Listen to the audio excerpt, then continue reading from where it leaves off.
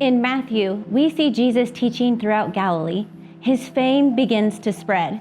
Great crowds now follow him everywhere he goes. One day, he stops at a mountain near the Sea of Galilee and delivers the Sermon on the Mount. In that sermon, he says this: "Blessed are the peacemakers, for they shall be called sons of God." This verse isn't an instruction for how to become a son of God, but is instead an encouragement to live as sons of God.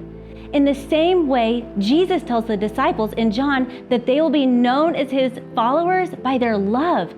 Jesus is telling the crowd children of God will be known by their peace. God is known throughout Scripture as the God of peace, so it only makes sense that his children should display that characteristic of God in their lives.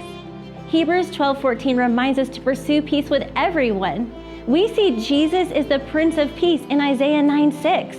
Then we see the different types of peace Jesus gives: peace with God in Romans 5:1, peace that comes from God in 2 Corinthians 1:2, and the peace of God in Philippians 4:7. In fact, God is called the God of peace just 2 verses later in Philippians 4:9. This Sunday, we'll light a candle representing peace, a word closely associated with Jesus' birth, a word Jesus taught in the Sermon on the Mount, and a word used nearly 400 times in the Bible. Peace on earth, to whom God is pleased, doesn't mean God simply brings us peace. It means we are to carry and practice that peace, helping to make peace with our fellow men and God through the proclamation of the gospel.